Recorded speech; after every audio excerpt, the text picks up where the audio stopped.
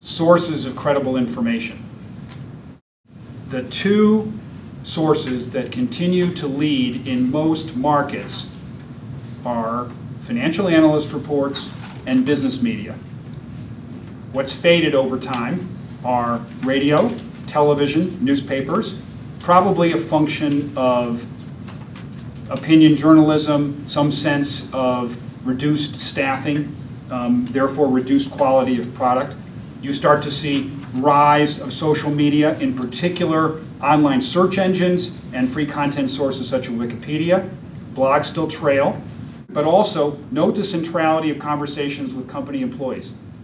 Very important. So it is a multiple source world, folks. It's a mosaic. It is not any single way of telling a story. It has to be through multiple channels.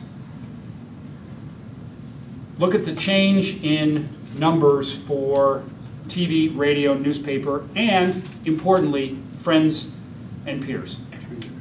The person like yourself in the last 2 years has diminished substantially as a credible source of information. All of you in the consumer marketing area are going to say, well, that is probably not so in the marketing house. I will tell you, it probably is the case. It is not as much the case as it is in the corporate sector.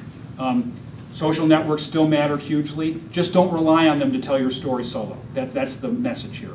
Don't sort of A or B. It's A and B and C and D and E, actually. What's up? Business magazines and analyst reports, both financial and other analyst reports, are, I think, slightly up, but have consistently been on top. Traditional media sources, as Richard was saying, across the board are substantially down. So television, radio, newspapers. We carve out magazines because we're talking about business magazines. But then also, if you look over time, not just year over year, but if you look over time, it's very clear that social media is carving out mind share from traditional media.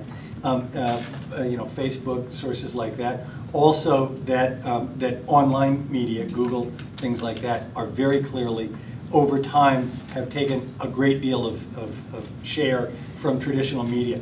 There has been, in this year over last year, there's been a bit of a slip in everything, but I think if you look across the 10-year span, you'll see that the overall drop in traditional media and the rise in social media, there's no doubt about it. And stability in expertise, business magazines and analyst reports.